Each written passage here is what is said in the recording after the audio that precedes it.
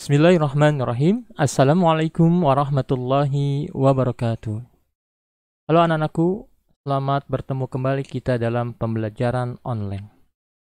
Pada pembelajaran kali ini, kita masih di tema 1, tetapi kita masuk ke subtema ketiga. Jadi kita masuk ke subtema ketiga atau subtema terakhir dari tema 1. Oke, pada subtema ketiga ini kita akan membahas pada pembelajaran yang pertama. Oke, silahkan kalian persiapkan buku paketnya, alat tulisnya. Oke, setelah kalian siap, mari kita sama-sama belajar sub 3 ini tentang pembelajaran yang pertama. Sebelum memulai pembelajaran, alangkah baiknya kalian harus selalu berdoa meminta pertolongan kepada Tuhan Yang Maha Esa, Allah Subhanahu wa taala, semoga kita dimudahkan dalam pembelajaran kali ini. Kita buka pembelajaran kali ini dengan Allahumma inni as'alukal iman nafi'an wa rizqan thayyiban wa amalan mutaqabbala. Oke, silahkan kalian buka buku temanya. Kita masuk ke ini. Masuk ke subtema yang ketiga. Di sini bahas tentang lingkungan dan manfaatnya. Jadi ada dua yang akan kita bahas. Yang pertama mengenai lingkungan dan manfaatnya, atau manfaat dari lingkungan itu apa. Oke, kita langsung ya, silahkan. Oke, kita masuk ke pembelajaran yang pertama. Silahkan buka buku paketnya halaman 123 ya. Oke, di sini. Ayo mengamati. Amati ilustrasi pada halaman sebelumnya. Ini maksudnya halaman ini ya. Nah, gambar ini nih. Gambar ilustrasi ini. Apa itu? Kita kembali lagi. Apa itu gambar ilustrasi? Kalian masih ingat? Gambar ilustrasi adalah gambar untuk memperjelas suatu bacaan. Nah, dari gambar ilustrasi ini kita juga bisa membuat cerita berdasarkan gambar yang kita lihat. Nah, ini lihat. Di sini ada seorang ya anak perempuan. Dia sedang berpikir ya. Ini kira-kira ini apa ini? Ini tanah liat dibentuk menjadi ini ya. Akhirnya bentuk menjadi gerabah. Gerabah itu apa nantinya? Alat atau perkakas yang dibuat dari bahan dasarnya tanah liat. Oke, ini ya, berarti kalian nanti lihat di sini. Ya ini, ya ini, gambar ini ya. Kira-kira apa ini? Oke, ini nah. Ayo mengamati. Jadi kalian disuruh untuk mengamati gambar yang di atas tadi. Nah, ide pokok. Ide pokok itu adalah apa itu ide pokok? Sesuatu yang mendasari ya. Sesuatu yang dijadikan tolak ukur ya, idenya. Nah, namun sebelumnya kamu harus menentukan ide pokok tiap-tiap paragrafnya. Nah, kalau kita balik lagi di sini, kita disuruh untuk membuat karangan ini. Di sini ada berapa gambar di sini? 1, 2, 3. Maka kita disuruh untuk membuat 3 paragraf ya dalam karangan ini nanti kalau kita suruh menurut yang di ini ayo mengamati. Nah, ide pokok ini nanti dicari setiap paragrafnya. Berarti ada kalau di sana ada 3 gambar. Berarti kita membuat 3 paragraf, otomatis kalau 3 paragraf itu ada 3 ide pokok. Dan setiap paragraf memiliki 1 ide pokok. Ya. Dan selebihnya adalah kalimat penjelas. Nah, ini ide pokoknya kalian tadi tuliskan. Kira-kira apa itu? Untuk paragraf yang pertama kita lihat ke sana. Nah, ini. Kalau menurut Bapak ini adalah bahan untuk membuat gerabah contohnya. Ya. Kemudian ide pokok yang kedua, cara membuat gerabah. Kemudian untuk ide pokok yang ketiga atau part ketiga, kita bisa melihatnya gerabah yang sudah jadi atau bentuk-bentuk atau macam-macam gerabah. Nah, nanti kalian kembangkan. Ide pokok itu kembangkan menjadi kalimat-kalimat penjelasnya supaya kalimat itu lebih bagus ya. Nah, jadi cerita berdasarkan gambar tadi kan. Nah, kalian bisa kan tadi yang ide pokok yang pertama apa dulu. Jadi sebelum membuat karangan, ini berdasarkan cerita atau gambar yang kita lihat. Yang pertama kalian buat dulu ya ide pokoknya.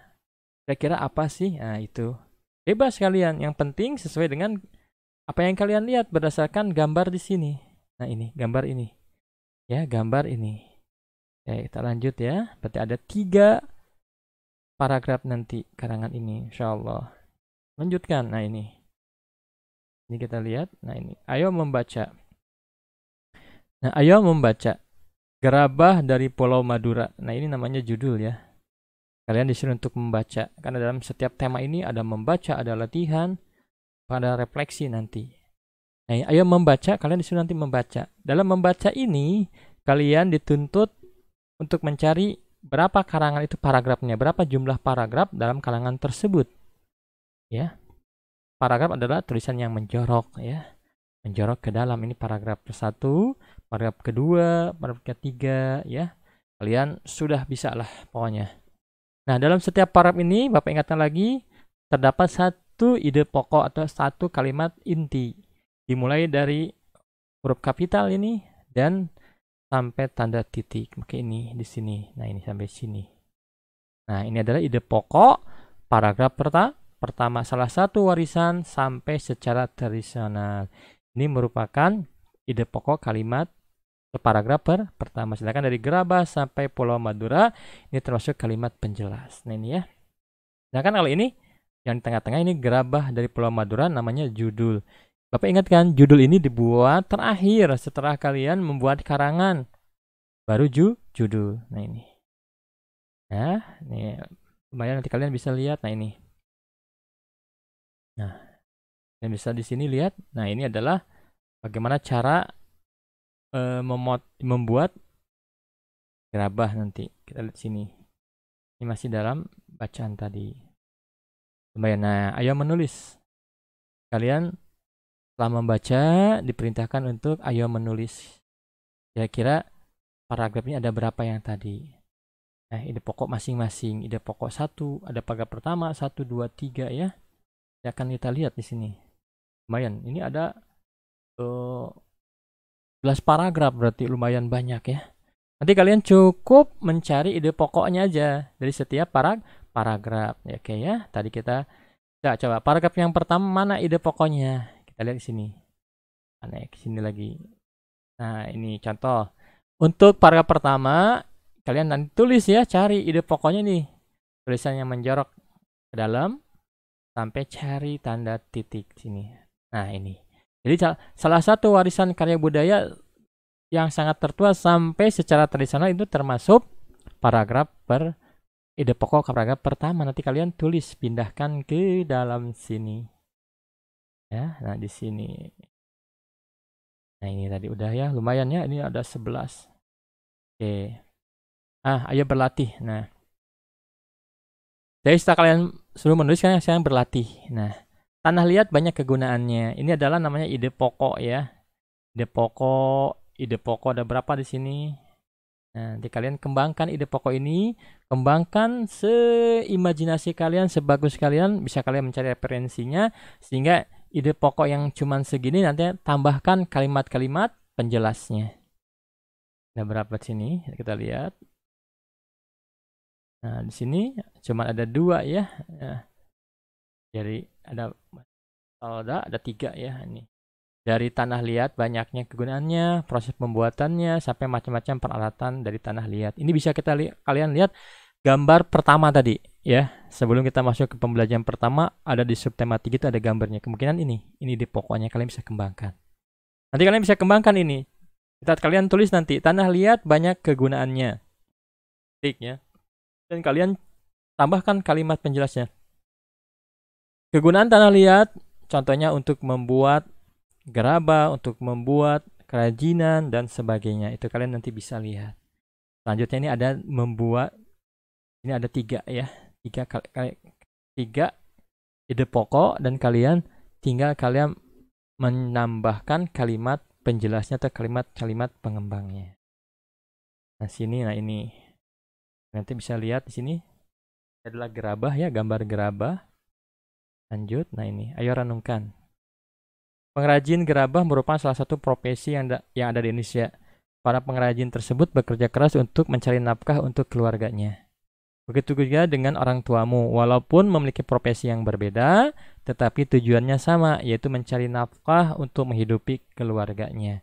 Lalu bagaimana caramu untuk membalas kerja keras orang tuamu? Nanti kalian tuliskan di sini. Orang tua kita sudah bekerja mencari nafkah untuk kita atau anaknya. Coba bagaimana cara kalian membalas kerja keras orang tuamu? Nanti kalian tuliskan di sini. Semakin bagus tulisannya, nilainya juga akan semakin bagus. Nah, ini kerja sama orang tua. Ya, anak-anakku, jadi pada pembelajaran kali ini kita sudah selesai ya. Kita pada pembelajaran kali ini atau pembelajaran yang pertama ini ya. Pembelajaran yang pertama ini membahas tentang pembuatan gerabah ya. Pembuatan gerabah, kemudian kalian disuruh untuk mengembangkan kalimat ide pokoknya. Kan anakku, Bapak akhiri pertemuan kali ini. Bapak ucapkan terima kasih atas perhatian kalian. Kita tutup. Subhanakallahumma wa bihamdika asyhadu alla ilaha anta astaghfiruka wa atubu ilaik. Wassalamualaikum warahmatullahi wabarakatuh. Bye bye.